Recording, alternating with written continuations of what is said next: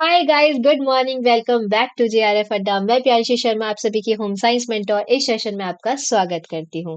Session को करेंगे like and share, and जिसने चैनल सब्सक्राइब नहीं किया है तो कर लीजिए। इफ आप लोग यूजीसी नेट का प्रिपेयर कर रहे हैं तो मैं आपको पेपर वन में PD that is people development and environment and paper two में होम साइंस कवर कराने वाली हूँ। मैंने होम साइंस में अपना 2 टाइम यूजीसी नेट क्वालिफाई किया है। जेआरएफ अड्डा is also launch selection pack, ये नया साल सिलेक्शन के नाम, जहां आपको पेपर वन के लिए पीवाईक्यू बुक, टेस्ट सीरीज और क्रैश कोर्स मिल जाएगा। आप जनरल पेपर वन के लिए 30 डे का क्रैश कोर्स भी अवेल कर सकते हैं, जहां आपको मिलेगा कॉन्सेप्ट्स प्लस ट्रिक्स।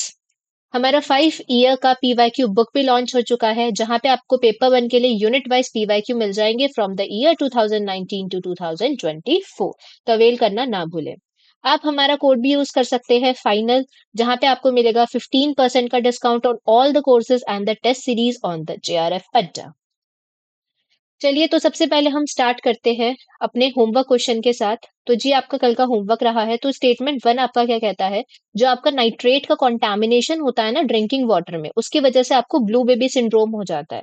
और ब्लू बेबी सिंड्रोम को हम मिथेमोग्लोबिनीमिया के नाम से भी जानते हैं। सेकंड स्टेटमेंट क्या कहता है कि जो नाइट्राइट होता है वो कन्वर्ट हो जाता है नाइट्रेट के अंदर ह्यूमन बॉडी में, और वो हीमोग्लोबिन के साथ बाइंड हो जाता है, जिसकी वजह से आपका जो ऑक्सीजन कैरिंग कैपेसिटी होता है वो कम हो जाता है। तो इसका आंसर देखेंगे, इसका आंसर होगा first statement is the correct but second is incorrect. First statement बिल्कुल ठीक कह रहे हैं, बट सेकंड स्टेटमेंट इनकरेक्ट क्यों है? क्योंकि नाइट्रेट कन्वर्ट होता है नाइट्राइट के अंदर, और यहाँ पे क्या लिखा हुआ है? यहाँ पे उल्टा लिखा हुआ है कि नाइट्राइट कन्वर्ट होता है नाइट्रेट के अंदर। तो आपका क्या हो जाएगा? C option will be the correct option, जिसमें आपका statement one is the true but statement second is the false one. ठीक है, चलिए आज का हम सेशन स्टार्ट करते हैं। हम देखो भाई, सेम कॉन्सेप्ट से चलेंगे। सबसे पहले क्वेश्चन करेंगे, फिर उससे रिलेटेड उसका कॉन्सेप्ट पढ़ लेंगे, और फिर उससे रिलेटेड जितने भी हमको पीवाईक्यू मिल रहे हैं हम वो भी जरूर करेंगे। ठीक है, उसके बाद देखिए, तो हमारा सबसे पहला कॉन्सेप्ट और सबसे पहला क्वेश्चन है क्या? ये है हमारे पीओपीज के ऊपर पूछ दे रहा है कि कौन से आपके परसिस्टेंट ऑर्गेनिक पॉल्यूटेंट्स होते हैं। तो इसमें देखो आपको क्या क्या ऑप्शन में दिया हुआ है। डायोक्सिन्स है, पैन है, वीओसीज है, फ्यूरेंस है एंड पीसीबी है। ठीक है, तो चलिए इसका सबसे पहले हम कॉन्सेप्ट ही पढ़ना स्टार्ट करते हैं। तो हम आज पढ़ेंगे किसके बारे में? हम पढ़ेंगे पॉल्यूटेंट्स के बारे में। ठीक है जी, तो सबसे पहले आपका पॉल्यूटेंट क्या होता है? ठीक है, तो पॉल्यूटेंट क्या हो जाता है? It is a substance introduced in the environment that has undesired effect or adversely affects the usefulness of a resource। और रिसोर्स कौन से? जिसमें आपका जैसे water, air, soil and land. ठीक है, तो बेसिकली पॉल्यूटेंट एक ऐसा सब्सटेंस हो जाता है जो कि एनवायरनमेंट में जब इंट्रोड्यूस होता है तो उसका काफी ज्यादा अनडिजायर्ड इफेक्ट होता है, जिसकी वजह से काफी ज्यादा आपका पॉल्यूशन क्रिएट हो सकता है, काफी तरीके की हेल्थ इनकॉन्सिक्वेंसेज और आपको बहुत सारी बीमारियां भी हो सकती है, और एडवर्सली इफेक्ट करता है किसी भी रिसोर्स की यूजफुलनेस को। ठीक है, जैसे water, air, soil and land. अब ये होता है जी देखो दो तरीके का। एक होता है आपका नेचुरली, ठीक है, और एक होता है आपका एंथ्रोपोजेनिक वाला। तो जो आपका नेचुरली वाला होता है ना, इसे हम कहते हैं जो कि आपका प्राकृतिक होता है, प्राकृतिक पॉल्यूटेंट। ठीक है, और एंथ्रोपोजेनिक मतलब क्या हो जाएगा? मानव जन्य, जो मानव कॉज करता है। ठीक है, तो इसके अंदर आपके क्या क्या आ जाएंगे? इसके अंदर जैसे कि आपका वॉल्केनोज आ सकता है, ठीक है, आपके वाटर वेपर्स आ सकते हैं, जो कि आपका देखो कल हमने पढ़ा भी था कल वाली क्लास में, that can also lead to the global warming. ठीक है, आपका CO2 हो सकता है, H2S हो सकता है, सल्फर डाइऑक्साइड हो सकता है, वाइल्ड फायर्स, ठीक है, जो अपने आप आग लग जाती है, जो कि रिच होता है कार्बन डाइऑक्साइड में, डायोक्सिन्स में एंड फ्लोरेंस में। ठीक है, और ये वाले कौन से हो जाते हैं? एंथ्रोपोजेनिक, जो कि मानव जनित होते हैं। ठीक है, जिन कौन ओरिजिनेट करता है? इसे लोग ओरिजिनेट करते हैं। कैसे? बाय क्रिएटिंग द पॉल्यूशन, जो कि इंडस्ट्रीज से निकलता है। ठीक है, ऑटोमोबाइल से निकलता है, VOC से, वॉलेटाइल ऑर्गेनिक कंपाउंड्स, ठीक है, आपका लेड की जो मात्रा होती है जिसका सिंबल होता है पीबी, इन सब की वजह से क्या हो जाता है, यहाँ आपका ये ऑन्थ्रोपोजेनिक सोर्सेस होते हैं, ठीक है। अगर हम इसके टाइप की बात करें तो इसके टाइप क्या क्या हो सकते हैं, देखो कुछ आपके पॉल्यूटेंट हो जाते हैं जो कि आपके एयर में होते हैं, कुछ आपके वाटर में होते हैं, एंड कुछ होते हैं आपके सॉइल में। सॉइल में कैसे होंगे, जैसे अगर इफ यूजेस द पेस्टिसाइड्स, ठीक है, या फिर आप यूज कर रहे हैं इंसेक्टिसाइड बहुत ज्यादा हैवी अमाउंट में, ठीक है। वाटर में कैसे हो सकता है, अगर वहां पे हैवी मेटल कोई इंट्रोड्यूस हो जाए, ठीक है। और आपके एयर में कौन से हो जाएंगे, जैसे कि आपके क्या हो जाते हैं, गैशियस वाले, आपके पर्टिकुलेट मैटर वाले, ठीक है। अब ये इसके अंदर आपके वीओसीज भी आ जाते हैं, और वीओसीज आपके यहाँ पे भी आ जाते हैं, वॉलेटाइल ऑर्गेनिक कंपाउंड। आज हम इन सारी चीजों को बहुत ज्यादा डिटेल में पढ़ने वाले हैं, ठीक है। अब ये जो हमारे होते हैं ना एयर वाले, ये खुद में ही होते हैं दो तरीके के, एक होते हैं प्राइमरी वाले और एक होते हैं सेकेंडरी वाले। प्राइमरी वाले कौन से होते हैं, जो डायरेक्टली रिलीज हो जाते हैं, कौन से वाले होते हैं जो डायरेक्टली रिलीज हो जाते हैं इन द एटमॉस्फेयर, ठीक है। और ये सेकेंडरी वाले कौन से होते हैं, ये किसी रिएक्शन में बनते हैं या फिर मिक्स हो जाते हैं, ये डायरेक्टली रिलीज नहीं होते हैं, they use to get mix with the some other thing, ठीक है। उसके बाद हमने यहाँ पे एक और कॉन्सेप्ट पढ़ा था पहले, एसिड रेन के बारे में भी, राइट। हमने देखा था what is acid rain. Acid rain में क्या हो जाता है, आपके बेसिकली दो तरीके के पॉल्यूटेंट होते हैं, कौन से वाला होता है, एक होता है आपका NO2, एक होता है आपका SO2। ये क्या करते हैं जी, पानी के साथ मिल जाते हैं, इसको हम हिंदी में अम्लीय वर्षा के नाम से भी जानते हैं। तो it lead to the formation of HNO3, जिसे हम नाइट्रिक एसिड के नाम से भी जानते हैं। ये हम परसों वाली क्लास में कर चुके हैं। ये आपका क्या बना देता है, H2SO4, that is termed as the sulphuric acid. क्या बोलते हैं इसको हम, सल्फ्यूरिक एसिड बोलते हैं, ठीक है। तो ये सारी चीज होती है, इसकी वजह से आपका जो पीएच होता है ना सॉइल का, वो क्या हो जाता है, कम हो जाता है, क्योंकि अम्लीय वर्षा है ना, ये एसिडिक रेन है, जिसकी वजह से पीएच आपका सॉइल का कम हो जाएगा।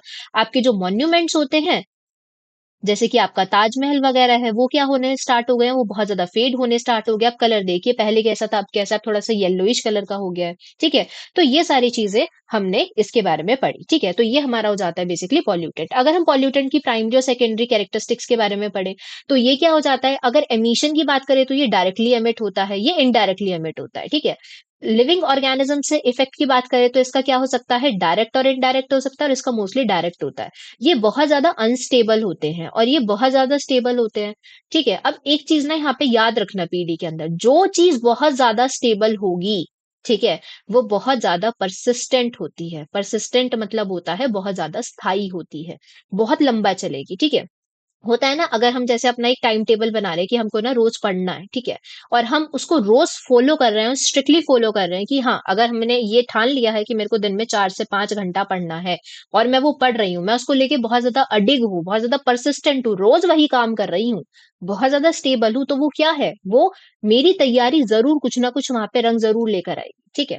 तो यही चीज हो जाता है, जो बहुत ज्यादा चीज स्टेबल होगी वो परसिस्टेंट होगी, क्या होगी, परसिस्टेंट होगी, बहुत लंबे टाइम तक टिकेगी, ठीक है। उसके बाद क्या चीज हो जाती है, इसमें एग्जांपल्स आते हैं मेन, और इसका क्या हो जाता है, इसमें आते हैं आपके जैसे कि पर्टिकुलेट मैटर। पर्टिकुलेट मैटर में आपके दो आते हैं जी, एक होता है आपका 2.5 और एक होता है आपका पर्टिकुलेट मैटर 10, ठीक है।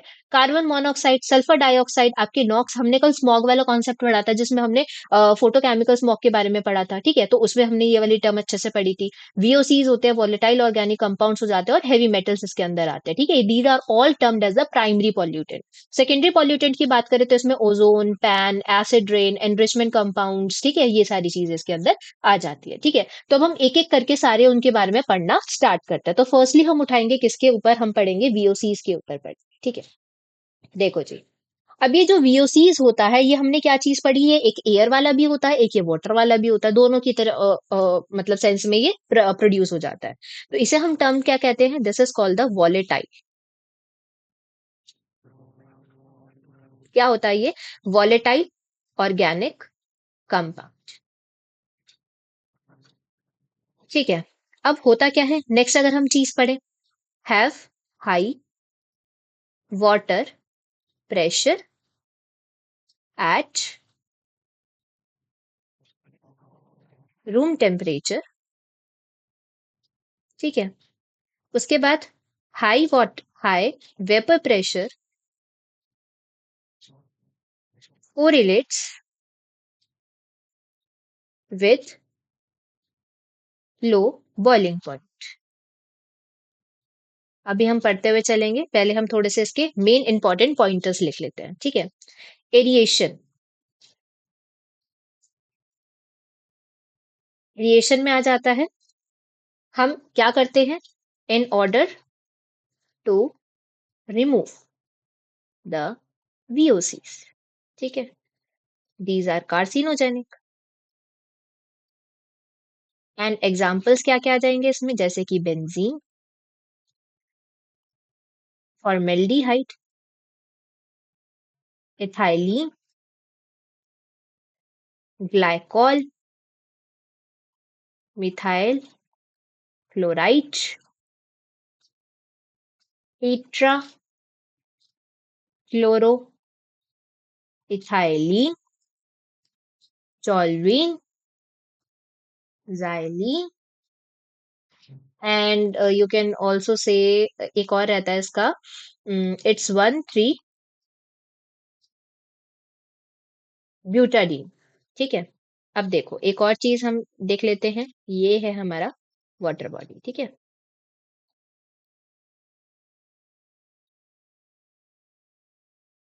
और ये नीचे पेपर्स, ठीक है। अब हम पढ़ना स्टार्ट करते हैं, तो देखो VOCs क्या हो जाते हैं, VOCs का मतलब क्या हो जाता है, they are the volatile organic compound. Volatile का मतलब क्या हो जाता है, वॉलेटाइल मतलब अब जो चीज आपकी भाप बन के उड़ जाए वो क्या हो जाता है, वॉलेटाइल होता है, वो क्या होता है, वॉलेटाइल होता है। जैसे आपका वाटर वेपर है, ठीक है। हम हमारा आपको पता है जो वाटर होता है, ठीक है, वाटर का आपका बॉइलिंग पॉइंट कितना होता है जी, 100 डिग्री सेल्सियस हो जाता है। जब वो 100 डिग्री सेल्सियस हो जाता है, पहुंच जाता है, पानी उबल जाता है, तो वो क्या करता है, आपका जो स्टेट होता है वो चेंज हो जाता है। तो आपका लिक्विड स्टेट से किसके अंदर वो चेंज हो जाता है, आपका, हमारे पास 3 स्टेट होती है ना, सॉलिड, लिक्विड एंड गैस। तो आपका जब 100 डिग्री पे वो पहुंच जाता है पानी उबल उबल के, तो वो क्या हो जाता है, लिक्विड आपका एयर स्टीम के अंदर चेंज हो जाता है, ठीक है, जो कि आपकी एक गैशियस स्टेट है, राइट।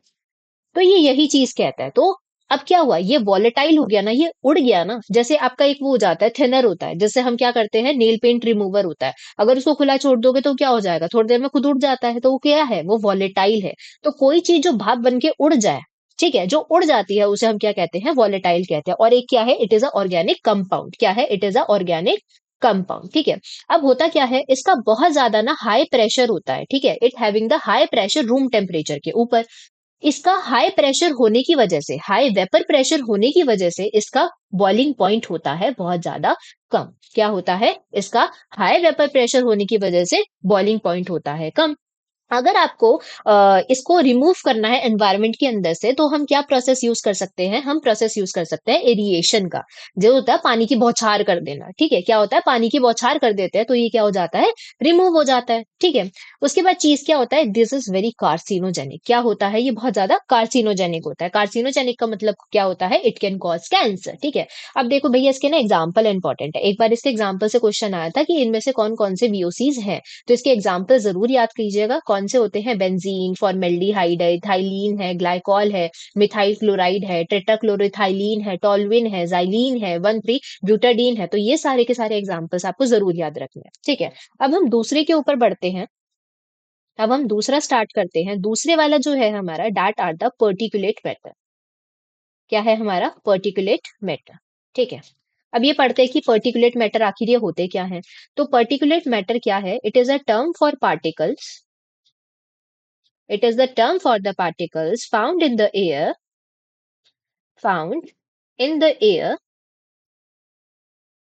including, ये इंपॉर्टेंट है भैया, इसके अंदर क्या क्या आता है पर्टिकुलेट मैटर के अंदर, including suit particles, dirt particles, dust particles, smoke वाले, ठीक है, एंड लिक्विड ड्रॉपलेट्स,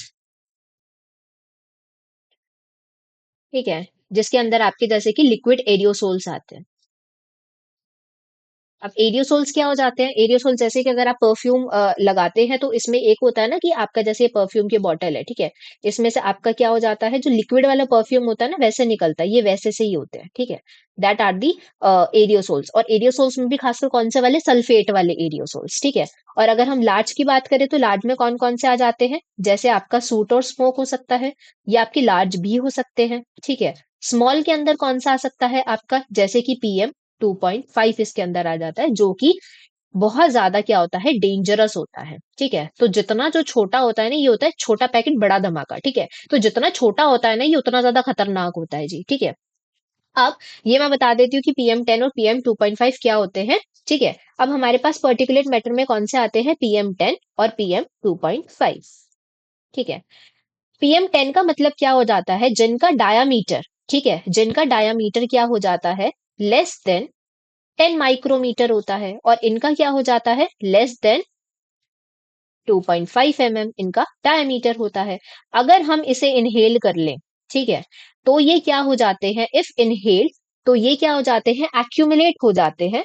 क्या हो जाते हैं, एक्यूमुलेट हो जाते हैं इन द रेस्पिरेटरी ट्रैक। हमारे रेस्पिरेटरी ट्रैक के अंदर क्या हो जाते हैं, जम जाते हैं। और ये क्या हो जाते हैं, ये इनका डायमीटर 2.5 है, काफी ज्यादा छोटे हैं, तो ये बहुत ज्यादा क्या हो जाते हैं, फाइन होते हैं। ठीक है, these are the fine particles. और इसके क्या हो जाते हैं, हाई हेल्थ रिस्क बहुत ज्यादा होते हैं। ठीक है, हेल्थ रिस्क काफी ज्यादा इसके हाई होते हैं। ठीक है, और उसके बाद चीज क्या हो जाता है, और बहुत ज्यादा ये पॉज करते हैं ग्रेट टेस्ट, अगर मैं बात करूं तो दिक्कतें होती हैं, ये यही वाले कॉज करते हैं। ठीक है, तो पर्टिकुलेट मैटर हमने पढ़ा, तो ये चीज याद रखिएगा कि पर्टिकुलेट मैटर के अंदर कौन कौन सी चीजें आपकी इंक्लूड होती है। ठीक है, यार देखो एक कॉन्सेप्ट रह गया इसके अंदर ना, वीओसीज में देखो, वीओसीज में ना एक और कॉन्सेप्ट पढ़ते हैं यहाँ पे। ये एरिएशन वाले से एक बार ना क्वेश्चन पूछ किया गया था। ठीक है, क्या क्वेश्चन है कि देखो आपके जो वीओसीज हैं, वीओसीज का मतलब क्या बड़ा हमने, कि होते हैं वॉलेटाइल। तो वीओसीज अगर मैं बात करूं, ये पानी है। ठीक है, हमने बोला ना कि लिक्विड के अंदर भी वीओसीज होते हैं। ठीक है, तो जो वीओसीज है, ये वीओसीज यहाँ पे भी है, वीओसीज नीचे भी है। ठीक है, पानी के एकदम बिल्कुल नीचे यहाँ पे क्या हो जाते हैं, यहाँ पे बहुत सारे पत्थर वत्थर भी होंगे। तो एक चीज ये बताओ कि वीओसीज ज्यादा कहाँ पे होंगे, सरफेस पे ज्यादा होंगे या अंडरग्राउंड ज्यादा होंगे? What will be the answer, comment section में जरूर बताइएगा। ठीक है, पर देखिए तो इसका आंसर होता क्या है, जो आपके वीओसीज होते हैं वो आपके सरफेस पे क्या होते हैं, कम होते हैं। क्यों कम होते हैं, क्योंकि भैया वॉलेटाइल होते हैं, उड़ जाते हैं। ठीक है, तो सरफेस पे कम होते हैं, बट आपके अंडरग्राउंड ज्यादा होते हैं। क्यों, क्योंकि यहाँ पे सतह में ना बहुत सारी चीजें होती है, जैसे आपके पेबल्स हो गए। ठीक है, ये पत्थर वत्थर होते हैं ना, इनके बीच में फंस जाते हैं। तो इसी वजह से इसका यहाँ पे कंसंट्रेशन ज्यादा होता है, ये उड़ नहीं पाते हैं, वाष्पीकृत नहीं हो पाते हैं। ठीक है, तो यहाँ पे इनका जो कंसंट्रेशन होता है वो बहुत ज्यादा होता है। सरफेस पे कोई इनको रुकावट नहीं मिलती है, तो इसी वजह से ये उड़ जाते हैं। तो सरफेस पे इनका कंसंट्रेशन क्या होता है, काफी ज्यादा कम होता है। ठीक है, आई होप आपको ये कॉन्सेप्ट बहुत अच्छे से समझ में आ गया होगा। ठीक है, अब हम नेक्स्ट के बारे में पढ़ते हैं। नेक्स्ट हमारा क्या है, this is all about the dioxins and furans. ठीक है, क्या है हमारा, डायोक्सिन्स, ये हमारा थर्ड आता है जी, डायोक्सिन्स एंड फ्यूरिन्स। इनके पास में अगर हम पढ़ें तो ये क्या हो जाती है, these are the toxic chemicals. क्या होते हैं ये, टॉक्सिक केमिकल्स हो जाते हैं, that are found in small amount in the environment including air, water and soil. They are bioaccumulated. They are bioaccumulated in the tissues or cell. ठीक है, इसका सोर्स क्या होता है, अभी सोर्सेस की बात करेंगे। One of the source is आपका, जैसे कि आपकी जो फॉरेस्ट फायर होती है। ठीक है, ये इसके सोर्स होते हैं। उसके बाद ये काफी ज्यादा कैसे हो जाते हैं, स्टेबल होते हैं। स्टेबल है तो भैया मोस्ट डेंजरस हो। ठीक है जी, काफी ज्यादा डेंजरस होते हैं। ये इजिली रिमूव ना नहीं हो पाते हैं, आराम से नहीं हो पाए भाई, इतना ज्यादा स्टेबल होंगे, स्टेबल होंगे तो क्या होंगे जी, परसिस्टेंट होंगे। ठीक है, ये क्या हो जाते हैं, ये काफी ज्यादा लेस क्या हो जाते हैं। देखो ये चीज याद रखना, जो अनस्टेबल होगा वो कैसा होगा, वो आपका कम डेंजरस होगा। स्टेबल वाला होगा तो वो आपका ज्यादा डेंजरस होगा। ठीक है, अब यहाँ पे बायो एक्यूमुलेशन हो रहा है, तो ऑब्वियसली यहाँ पे एक और होगा, that lead to the biomagnification. और ये वाला टर्म हमने बहुत अच्छे से पढ़ा था जब हमने यूट्रिफिकेशन ऑफ द लेक्स पढ़ी थी।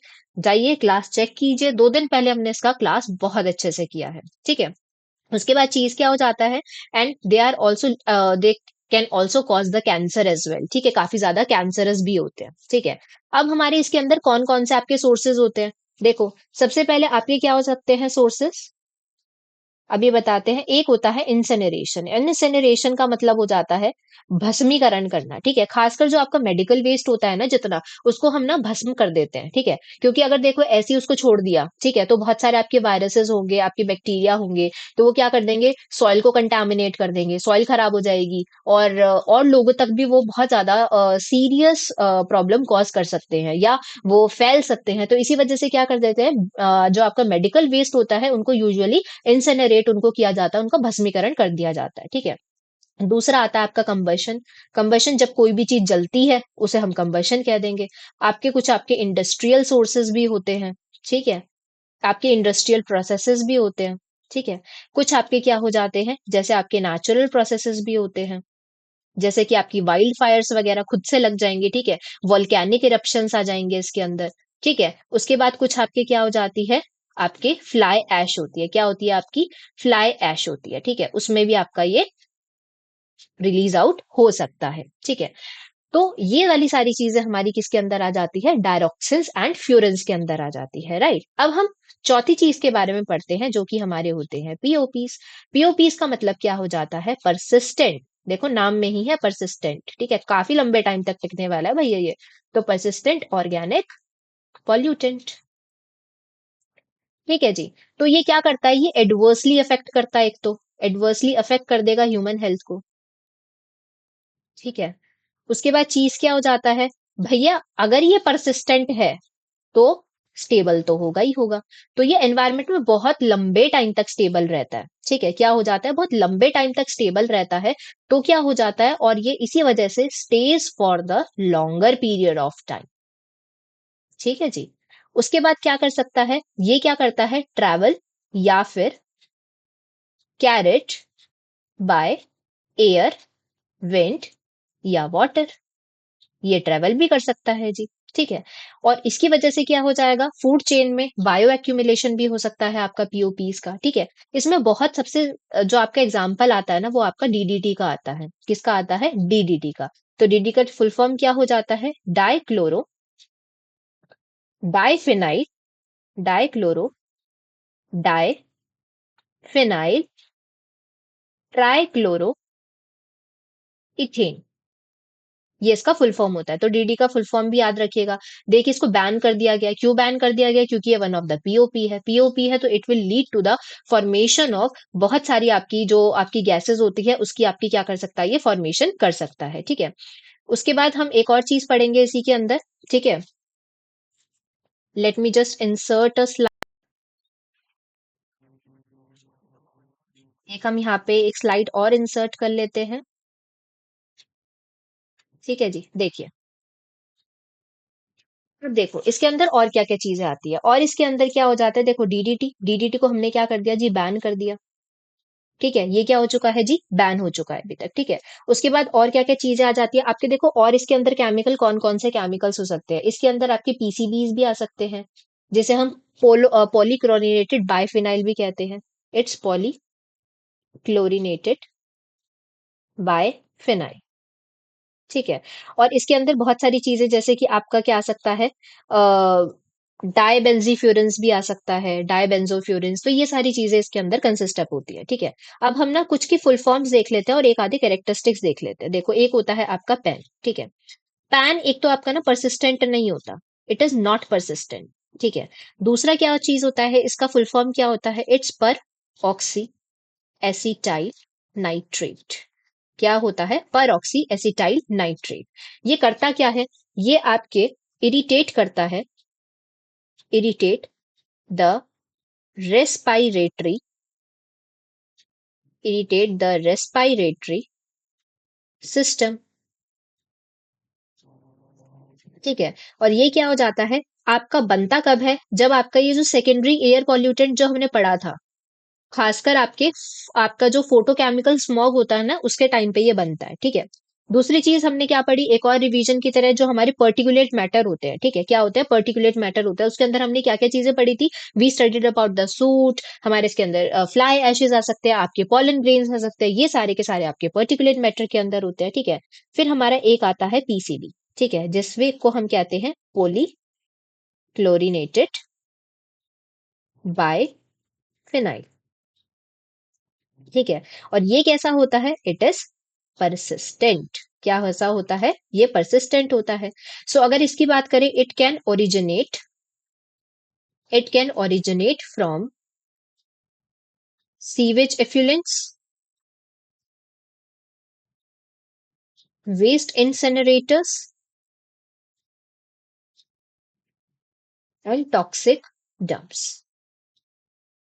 तो ये सारे क्या हो जाते हैं? यहां से ओरिजिनेट हो जाते हैं। ठीक है। तो आज हमने काफी सारे पॉल्यूटेंट्स के बारे में क्या किया है? डिस्कस किया है। ठीक है। तो चलिए अब हम एक और चीज देखते हैं कि हमारा आखिर क्वेश्चन क्या कह रहा था। तो व्हाट आर क्वेश्चन सेड कि इनमें से कौन कौन से आपके पीओपीस, आपके पीओपीस के एग्जाम्पल आपके हैं। ठीक है। तो इसमें आंसर देखेंगे, option one is the correct, जिसमें कि आपके डायोक्सिन्स, ठीक है, आपके फ्यूरेंस एंड आपके पीसीबी, पॉलीक्लोरिनेटेड बाइफिनाइल्स। ठीक है, इसी के अंदर आ जाएंगे। तो आपके कौन से परसिस्टेंट नहीं होते हैं? एक तो जी आपका पैन परसिस्टेंट नहीं होता है, हमने अभी देख लिया था। एक आपके वॉलेटाइल ऑर्गेनिक कंपाउंड, भैया ये तो वॉलेटाइल है ना, ये उड़ जाते तो परसिस्टेंट कैसे हो सकते हैं? ठीक है। तो इसका आंसर क्या हो जाएगा? Correct option will B number one. ठीक है। तो हमने क्या क्या चीजें पढ़ी? तो जो आपका डायोक्सिन्स होते हैं, these are the toxic byproduct of the industrial processes, जैसे कि वेस्ट इंसिनरेशन कर दिया, जो आपका वेस्ट है उसको जला दिया। ठीक है। केमिकल मैन्युफैक्चरिंग में क्या ये परसिस्टेंट होता है? जी हाँ, ये परसिस्टेंट होता है। फिर आपके क्या आ जाते हैं? फ्यूरेंस आ जाते हैं। ये डायोक्सिन्स के जैसे होते हैं। ये कब बनते हैं? During the process of the combustion और द इंडस्ट्रियल प्रोसेसेस, ये भी परसिस्टेंट होते हैं। आपके फिर पैन आ जाते हैं, पर ऑक्सी एसिटाइल नाइट्रेट, ये सेकेंडरी एयर पॉल्यूटेंट होते हैं, जो कि फोटोकेमिकल स्मोक के दौरान बनते हैं, और ये आपके रेस्पिरेटरी सिस्टम को इरिटेट करते हैं, मतलब उसमें रेस्पिरेटरी सिस्टम में काफी ज्यादा इरिटेशन कॉज हो जाती है, जलन मचने लग जाती है। ये परसिस्टेंट नहीं होते हैं। ठीक है। आपके जो वीओसीज होते हैं, they are the volatile organic compound, ये तो उड़ जाते हैं तो परसिस्टेंट तो नहीं होंगे। ठीक है। ये क्या हो जाते हैं? ऑर्गेनिक केमिकल्स हो जाते हैं, जो कि इजिली इवापोरेट कर जाते हैं, जिसकी वजह से आपका ओजोन की फॉर्मेशन होता है। ठीक है। नेक्स्ट आता है आपका पीसीबीज, जिसे हम कहते हैं पॉलीक्लोरिनेटेड बाइफिनाइल्स। ये सिंथेटिक केमिकल्स हो जाते हैं, जो कि आपके इलेक्ट्रिकल इक्विपमेंट में यूज होते हैं। इनको बैन कर दिया गया है, क्योंकि काफी ज्यादा टॉक्सिक होते हैं। अब टॉक्सिक है तो इसी वजह से ये क्या होंगे? परसिस्टेंट तो होंगे ही होंगे। ठीक है। आई होप आपको ये वाला कॉन्सेप्ट बहुत अच्छे से समझ में आ गया होगा। अगर आपको कोई डाउट है तो आप कमेंट सेक्शन में जरूर पोस्ट कीजिएगा। राइट। आपका देखिए सेकंड क्वेश्चन क्या कहता है? वीओसीज को लेकर है। जो वीओसीज होते हैं are among the most commonly found contaminate in the ground water. ठीक है। दूसरा क्या कहता है? जो कंसेंट्रेशन होता है ना वीओसी का in the ground water is much less as compare to the surface water. Answer क्या होगा? हमने वीओसीज के बारे में पढ़ा था। तो जैसे कि हमारा ये पानी है, ठीक है, तो पानी में क्या होगा? जो आपका यहाँ पे वॉलेटाइल ऑर्गेनिक कंपाउंड्स होंगे वो तो कम होंगे। ठीक है। और नीचे क्या होंगे? अंडरग्राउंड क्या होगा? क्योंकि यहाँ पे पेबल्स भी होंगे, तो यहाँ पे क्या हो जाता है? बेसिकली आपके वीओसीज का कंसंट्रेशन कैसा होता है? आपका काफी ज्यादा होता है। तो क्वेश्चन क्या कह रहा है? जो कंसंट्रेशन होता है ग्राउंड वाटर के अंदर वो कम होता है। ये वाला स्टेटमेंट तो देखो गलत कह रहा है ना। ठीक है। तो आपका क्या हो जाएगा? फर्स्ट वाला स्टेटमेंट करेक्ट हो जाएगा एंड सेकंड वाला स्टेटमेंट आपका रॉन्ग हो जाएगा। तो इसी वजह से आपका third option will be the correct one. ठीक है। आप एक थ्योरी पढ़ लीजिएगा, जो भी हमने चीजें पढ़ी हैं इसके अंदर सारी वही चीजें इंक्लूड करी गई है। राइट। नेक्स्ट चीज हमारा क्या आ जाता है? नेक्स्ट क्वेश्चन क्या कह रहा है? जो आपको मैचिंग करनी है इसके अंदर, एक होता है आपका ट्रांसपोर्ट सेक्टर, आपको सोर्स दिया हुआ है और आपको एयर पॉल्यूटेंट दे रखा है। ठीक है। ट्रांसपोर्ट सेक्टर है, रेफ्रिजरेटर और एयर कंडीशनर्स है। ठीक है। अब देखो, आपका लैंडफिल्स है और इंसनरेशन है। एक क्वेश्चन से ही बन जाएगा। अगर देखो देखो डी वाला जो पार्ट है ना, अगर आप इसको पहचान जाओ तो आप यहां से बना सकते हो। ठीक है। देखो सबसे पहले हमने क्या पढ़ा था? इंसिनरेशन। इंसिनरेशन क्या होता है? जब हम क्या कर देते हैं? भस्मीकरण कर देते हैं। क्या कर देते हैं? हम भस्मीकरण कर देते हैं। तो जो डी वाला होगा, ये किसका प्रोडक्ट होता है? हमने पढ़ा था ना डायोक्सिन्स एंड फ्यूरेंस का, तो ये वाला तो यहाँ पे मैच हो जाएगा। तो डी का क्या ऑप्शन होगा? आपका थर्ड ऑप्शन होगा। तो यहाँ से आप डायरेक्टली सेकंड ऑप्शन यहाँ से करेक्ट हो जाएगा। ए का क्या है? हमारा सेकंड हो जाएगा। ट्रांसपोर्ट सेक्टर से बहुत ज्यादा क्या होते हैं? आपके वीओसीज निकलते हैं। ठीक है। रेफ्रिजरेटर्स हमारे क्या निकलते हैं उससे? याद रखिएगा, रेफ्रिजरेटर्स हो गए, जैसे एसी वगैरह हो गए। ठीक है। और आपके फ्रिजेस वगैरह, इनमें से क्या निकलते हैं? हाई अमाउंट में क्लोरोफ्लोरोकार्बन्स निकलते हैं। तो एक ही ऑप्शन यहाँ से रिलेट कर रहा है, एचएफसीज। ठीक है। और जो आपके लैंडफिल्स होते हैं वहां से क्या निकलता है? ऑब्वियसली मीथेन निकलता है। तो यहाँ से आपका सेकंड ऑप्शन विल बी और करेक्ट वन। ठीक है। चलिए जी नेक्स्ट क्वेश्चन की तरफ बढ़ते हैं। नेक्स्ट क्वेश्चन क्या कहता है? एरिएशन के बारे में बात कर रहा है। ठीक है। एरिएशन जो एक टेक्निक होती है, ठीक है, ऑफ द वाटर ट्रीटमेंट, जहां पे हम किसको रिमूव कर सकते हैं? पीओपी को, परसिस्टेंट ऑर्गेनिक पॉल्यूटेंट, वीओसीज को, volatile organic components compounds, hardness को, या फिर मेटल को। तो यहाँ पे इसका आंसर क्या हो जाएगा? Second will be our correct option. Right. तो आपका जो एरिएशन हो जाता है ये बेसिकली ट्रीट करने के लिए हो जाता है, जो आपके वॉलेटाइल ऑर्गेनिक कंपाउंड्स होते हैं ना, उनको रिमूव करने के लिए एनवायरनमेंट के अंदर से। ये वर्क कैसे करते हैं? जो वीओसीज होते हैं ये वॉलेटाइल हो जाते हैं, ये इवापोरेट कर जाते हैं, वेपराइज हो जाते हैं लो टेम्परेचर पे ही, ठीक है। तो एरिएशन के दौरान जो वाटर होता है ना, जब स्प्रे किया जाता है तो वो अपना क्या कर जाता है, मैक्सिमाइज कांटेक्ट कर लेता है एयर के साथ, जिसकी वजह से जो आपका रिलीज ऑफ वीओसीज होता है एटमॉस्फेयर के अंदर वो इसको फैसिलिटेट करता है, राइट। जैसे कि आपके जो कंपाउंड्स है लाइक द बेंजीन, टोल्यूएन, ट्राइक्लोरोइथाइलीन, ठीक है, वो उसे हम इजिली रिमूव कर सकते हैं एरिएशन के प्रोसेस के द्वारा, ठीक है। नेक्स्ट क्वेश्चन की तरफ बढ़ते हैं। नेक्स्ट क्वेश्चन जी हमारा क्या कहता है, ये भी हमारा मैचिंग का है। तो ये वो देखो, मिस्ट है, स्मोक है, फ्यूम है, स्मॉग है, ठीक है। यहाँ पे एरियोसोल्स कंटेनिंग द सॉलिड पार्टिकल्स, ठीक है। हमने क्या पढ़ा था, ये हमने एक और है आपका, देखो सेकंड वाला ऑप्शन क्या कह रहा है, aerosols produce by the condensation of the hot water vapours of the metals. फिर हमने थर्ड चीज क्या पढ़ी है, photochemical products of the VOCs and NOx. कल अगर आपने कल का क्लास किया होगा, ये आप क्वेश्चन आराम से कर ले जाओगे। देखो इसमें एक ही अगर आप बना दो तो देखो हमने क्या पढ़ा था, स्मोक। स्मोक क्या होता है, स्मोक प्लस स्मोक। इसके दो तरीके पढ़े थे, दो तरीके की होती है। एक हमने क्लासिकल पढ़ी थी, एक हमने फोटोकेमिकल पढ़ी थी। तो स्मोक से तो डायरेक्टली आपका डी का तो यहाँ से थर्ड आराम से ही बन जाएगा। डी का थर्ड बनाते ही ये वाला कोई ऑप्शन दोनों एलिमिनेट हो गए। अब हमारा आंसर या तो ये होगा या तो ये होने वाला है, ठीक है। यहाँ पे देखो, अब एक का तो देखो यहाँ पे फोर ही होने वाला है। देखो दोनों में सेम चीज दे रखे हैं। तो मिस्ट क्या हो जाते हैं, मिस्ट का आपके क्या हो जाते हैं, जिसमें लिक्विड ड्रॉपलेट्स होते हैं, ठीक है। अब हमारे दो चीजें बची, एक बचा हमारा स्मोक, एक बचा हमारा फ्यूम, ठीक है। अब देखते हैं इसका क्या होने वाला है। तो बी ऑप्शन में क्या है, बी ऑप्शन का क्या हो जाएगा, स्मोक। स्मोक में क्या हो जाते हैं आपके जी, सॉलिड पार्टिकल्स हो जाते हैं। तो बी का क्या हो जाएगा, आपका फर्स्ट ऑप्शन हो जाएगा। तो बी का यहाँ से फर्स्ट होते ही आपका answer number one will be your correct option. आपका सी का क्या हो जाएगा, आपका सेकंड हो जाएगा। फ्यूम क्या पढ़े थे हमने, फ्यूम्स क्या हो जाते हैं, जब आपका कोई भी चीज आपकी गर्म होती है ना, जो आपके एरियोसोल्स प्रोड्यूस होते हैं by the condensation of the hot vapours of the metal. जब आपके जो मेटल्स हो जाते हैं, जब उनका कंडेंसेशन होता है, तब उससे जो एरियोसोल्स निकलते हैं वो आपके किसके अंदर आते हैं, वो आपके फ्यूम्स होते हैं, ठीक है। आई होप आपको ये वाली चीज बिल्कुल क्लियर हो गई होगी। तो इसका करेक्ट ऑप्शन क्या होगा, number one is your correct option, ठीक है। आई होप आपको ये वाला क्लास बहुत अच्छा लगा होगा, आपके लिए बहुत ज्यादा हेल्पफुल रहा होगा। क्लास कैसा लगा प्लीज कमेंट सेक्शन में जरूर बताइएगा, ठीक है। और ये वाला आपका देखिए, ये वाला एक आपका रहेगा होमवर्क क्वेश्चन, ठीक है। इसका आंसर तो खैर देख ही लिया है, बट एक बार इसको फिर भी ट्राई करेंगे। देखिए इसको कर ही लेते हैं।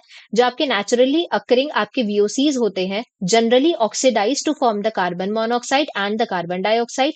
जो आपके एंथ्रोपोजेनिकली एमिटेड वीओसीज होते हैं वो इंपॉर्टेंट रोल प्ले करते हैं इन दी फॉर्मेशन ऑफ स्मोक। तो इसमें क्या हो जाएगा, आपका दोनों स्टेटमेंट करेक्ट हो जाएंगी, ठीक है। तो वीओसीज क्या हो जाते हैं, नेचुरली एमिट होते हैं, जैसे कि वेजिटेशन। और एंथ्रोपोजेनिक तो हमने पढ़ा ही है, जो मानव निर्मित होते हैं, ठीक है, मानव जनित होते हैं। ये एटमॉस्फेयर में जब करते हैं तो इनकी ऑक्सीडेशन हो जाती है, जिसकी वजह से आपके कार्बन मोनोऑक्साइड और कार्बन डाइऑक्साइड बन जाते हैं। सेकंड भी ठीक है, क्योंकि जो एंथ्रोपोजेनिकली होते हैं, मतलब मानव जनित होते हैं, वो एमिट क्या करते हैं, वीओसीज, जो कि आपकी इंडस्ट्री से, व्हीकुलर सोर्सेज से, ठीक है, और आपके फोटोकेमिकल रिएक्शन से बनते हैं, जिनकी वजह से आपकी रिएक्शंस हो जाते हैं, जो कि इन्वॉल्व करती है formation of the VOCs, NOx and the sunlight. I hope आपको आज वाला क्लास बिल्कुल अच्छा लगा होगा। प्लीज बताइएगा कमेंट सेक्शन में। ये मेरे लिए एक मोटिवेशन होगा कि आपको क्लास कैसा लगा है, ठीक है। क्लास शेयर और कमेंट जरूर कीजिएगा। Thank you so much everyone, bye bye, good night, take care.